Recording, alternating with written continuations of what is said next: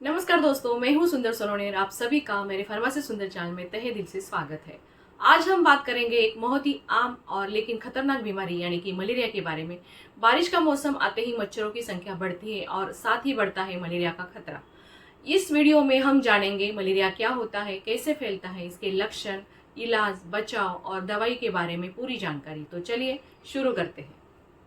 चलिए जानते हैं मलेरिया क्या है। मलेरिया एक संक्रामक रोग है जो प्लाज्मोडियम नामक परजीवी के कारण होता है। यह परजीवी हमें मादा एनाफिलस मच्छर के काटने से संक्रमित करता है। यह बीमारी मुख्यतः खून और लीवर को प्रभावित करती है। चलिए जानते हैं मलेरिया के प्रकार कौन से हैं। प्लाज्मोडियम की 4 मुख्य प्रजातियां हैं, तो चलिए जानते हैं उस बारे में। सबसे पहला है प्लाज्मोडियम वाइवेक्स, नॉर्मली भारत में सबसे सामान्य है। और दूसरा है प्लाज्मोडियम फैल्सीपेरम यानी कि सबसे खतरनाक। और तीसरा है प्लाज्मोडियम मलेरिये। और चौथा है प्लाज्मोडियम ओवल। तो नोट के तौर पर आपको बताना चाहूंगी कि भारत में वाइवेक्स और फैल्सीपेरम सबसे ज्यादा पाए जाते हैं। चलिए जानते हैं मलेरिया के लक्षण कौन से। शुरुआती के लक्षण कौन से इस बारे में पहले जानते हैं। नॉर्मली तेज बुखार आता है, हर 2 या 3 दिन बाद दोबारा आता है। ठंड लगना और कांपना, पसीना आना, सिर दर्द, बदन दर्द, उल्टी या जी मचलाना, ऐसे कई शुरुआती लक्षण दिखाई देते हैं। चलिए जानते हैं गंभीर मलेरिया के लक्षण कौन से हैं। खून की कमी यानी कि एनीमिया हो सकता है, पीलिया यानी कि जॉन्डिस हो सकता है, बेहोशी या दौरे भी आते हैं, किडनी या लीवर फेल्यूर और कभी कभी मृत्यु की संभावना भी होती है प्लाज्मोडियम फैल्सीपेरम में ज्यादातर। चलिए जानते हैं मलेरिया की जांच कैसे होती है। सबसे पहला है पेरिफेरल ब्लड सीमर, नॉर्मली खून की जांच से परजीवी की पहचान की जाती है। और दूसरा है रैपिड डायग्नोस्टिक टेस्ट यानी कि RDTs कहा जाता है, तुरंत रिजल्ट देने वाली किट्स। तीसरा है CBC टेस्ट यानी खून की मात्रा और प्लेटलेट्स की जानकारी लेने के लिए CBC टेस्ट किया जाता है। और चौथा है एंटीजन और PCR टेस्ट, नॉर्मली आधुनिक तकनीकों से पहचान की जाती है। चलिए जानते हैं मलेरिया का इलाज कैसे किया जाता है। सबसे पहला है प्लाज्मोडियम वाइवेक्स के लिए क्या ये इलाज किया जाता है, तो उसके बारे में जानते हैं। सबसे पहला है उसमें क्लोरोक्विन।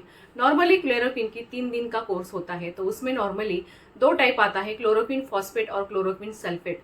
नॉर्मली क्लोरोक्विन फॉस्फेट ज्यादा मात्रा में यूज किया जाता है और क्लोरोक्विन सल्फेट बहुत रेयर कंडीशन में यूज किया जाता है। क्लोरोक्विन फॉस्फेट के कई सारे एग्जाम्पल्स है और उसके ब्रांड्स कौन से इस बारे में पता करते हैं। नॉर्मली लैरिगो, निवाक्विन, एमक्विन और रिसोचिन ज्यादा मात्रा में यूज किया जाता है और क्लोरोक्विन का ट्रीटमेंट 3 दिन तक चलता है। दूसरा है प्राइमाक्विन। नॉर्मली प्राइमाक्विन 14 डेज का ट्रीटमेंट होता है और लिवर में छुपे परजीवी को मारने के लिए G6PD टेस्ट जरूरी होता है। और नॉर्मली इसमें प्राइमाक्विन इप्का का ब्रांड है और मेलिराइड नॉर्मली एबॉट का ब्रांड है और मेलिन जैसी दवाइयाँ प्रिस्क्राइब की जाती है और प्राइमासिप सिप्ला का ब्रांड है।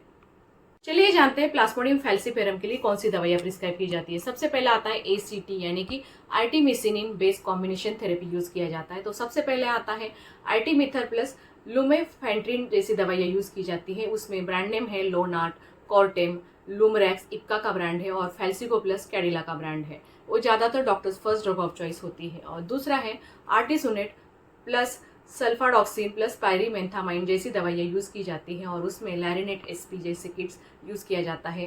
फैल्सिको SP जैसी टैबलेट्स प्रिस्क्राइब की जाती है। और तीसरा ब्रांड है मैलिथर, इंटास का ब्रांड है। गंभीर मामलों में IV आर्टिसोनेट अस्पताल में दिया जाता है और IVM भी दिया जाता है।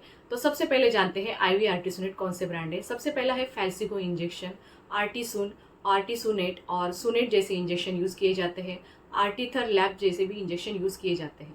कृपया ध्यान दें, खुद से दवा न लें और जब भी डॉक्टर प्रिस्क्राइब करते हैं वो दवा का कोर्स होता है वो पूरा करना होता है। बच्चे और बुजुर्गों, गर्भवती महिलाओं में विशेष ध्यान दें। चलिए जानते हैं मलेरिया से बचाव के तरीके कौन से। सबसे पहला है मच्छरों से बचाव करें। मच्छरदानी, कॉइल, स्प्रे और क्रीम का इस्तेमाल करें। नॉर्मली क्रीम में ओडोमॉस क्रीम यूज किया जाता है या गोदरेज का रिपेलेंट क्रीम यूज किया जाता है और कभी कभी गोदरेज का फैब्रिक रोल ऑन भी यूज किया जाता है।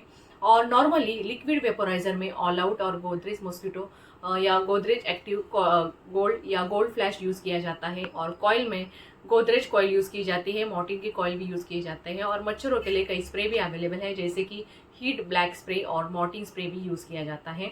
और दूसरा पॉइंट है फुल स्लीव के कपड़े पहने, पानी जमा न होने दें। कूलर, टंकी और गमले का जो भी पानी होता है वो 2 दिन में बदलना बहुत जरूरी होता है, नहीं तो मच्छर पनपते हैं। और चौथा है सरकारी मलेरिया अभियान में भाग ले। 5वां है यात्रा से पहले प्रोफिलैक्टिक दवाइयाँ अगर जरूरत हो तो कैरी कर सकते हैं। चलिए जानते हैं घरेलू उपाय और सपोर्टिव केयर कौन से हैं। सबसे पहला है तुलसी, गिलोय और नीम का इस्तेमाल किया जाता है। नॉर्मली बुखार कम करने में सहायक होते हैं। और दूसरा है हल्का सुपाच्य खाना, यानी कि सूप हम इस्तेमाल कर सकते हैं, जैसे कि पालक का सूप। और तीसरा है भरपूर पानी और नारियल पानी पी ले, जिसमें हमारे इलेक्ट्रोलाइट्स की कमी को भी पूरा करते हैं। और चौथा है शरीर को आराम दे। चलिए जानते हैं मलेरिया और डेंगू में क्या डिफरेंस है। सबसे पहला पॉइंट मेन है बुखार, यानी कि मलेरिया में इंटरमीडिएट बुखार रहता है और डेंगू में हाई ग्रेड यानी कि लगातार बुखार रहता है। प्लेटलेट्स की बात किया जाए तो मलेरिया में कम हो सकते हैं, लेकिन डेंगू में बहुत ज़्यादा तेजी से गिरते हैं। और परजीवी की बात की जाए तो प्लाज्मोडियम परजीवी नॉर्मली मलेरिया में दिखता है और डेंगू नॉर्मली वायरस से होता है।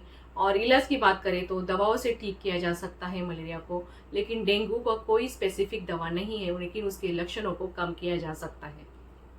चलिए जानते हैं कई मिथ्स के बारे में, यानी कि कुछ गलतफहमियां हैं उस बारे में जानते हैं। सबसे पहला है मलेरिया सिर्फ बारिश में होता है, तो इसका आंसर है पूरे साल में हो सकता है, लेकिन मानसून में ज्यादा होने का चांसेस होते हैं।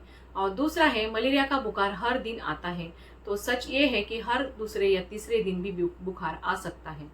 और तीसरी गलतफहमी है मलेरिया सिर्फ गरीबों की बीमारी है, तो ऐसा नहीं है, कोई भी इससे संक्रमित हो सकता है। तो दोस्तों, मलेरिया को हल्के में लेना बहुत बड़ी गलती हो सकती है। इससे बचाव ही सबसे अच्छा इलाज है। साफ सफाई रखें, पानी जमा ना होने दें और अगर बुखार हो तो तुरंत जांच कराएं।